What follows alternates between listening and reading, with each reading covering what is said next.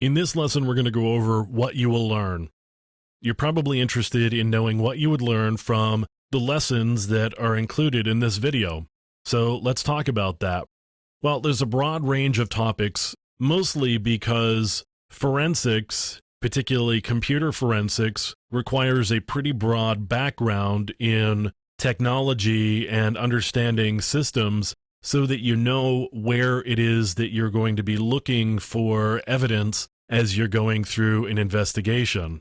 We're going to be talking about preparing for an investigation and how you would go about preparing for an investigation, the things that you need to know before you get involved in investigation.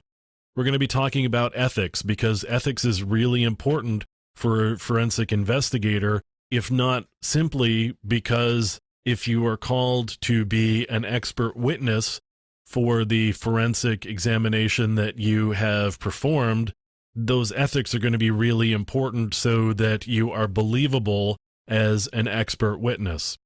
We're going to be talking about evidence acquisition, where you can find pieces of evidence and how you would go about acquiring that evidence and pulling it apart and seeing what's actually there. We're going to be talking about how to be an expert witness and the important factors that go into being an expert witness. We're going to be talking about legal versus corporate investigations. There is a difference between a legal investigation and a corporate investigation. Not all investigations are made the same.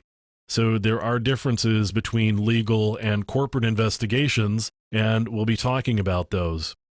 There's a lot of technical material here. We're going to be talking about forensic tools, how they are used, and how they operate. So tools like ProDiscover, FTK, and Encase, which are all commercial tools. We're also going to be going over some freeware tools like SleuthKit, as well as the Deft Linux distribution that's designed specifically for things like forensic examinations. We're going to be talking about wireless networks.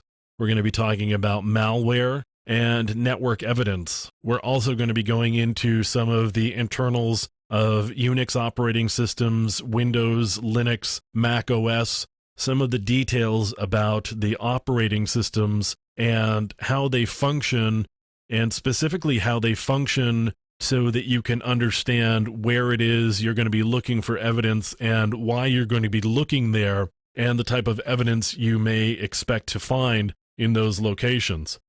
So when we're talking about operating systems, we're talking about file systems. We're going to be talking about where the files are located, how they're stored.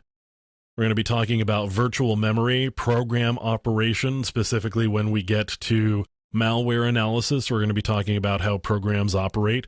We're going to be talking about partitions, as well as deleted files and recovery of the information that was stored in those deleted files. Hidden data. Not surprisingly, people who do bad things in the cases where they are doing bad things, as opposed to just people who don't know what they're doing and something bad happens to them. Bad people want to hide information. So there's steganography, which is hiding information inside of something else. There's slack space on your system, knowing what slack space is and what actually may be hidden there. And we're going to be talking about hidden partitions.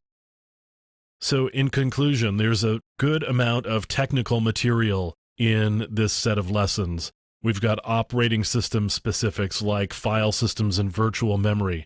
And we're going to be talking about recovering hidden data. So I hope that you find this range of material interesting, and it interests you enough to go digging through the rest of the lessons that are here.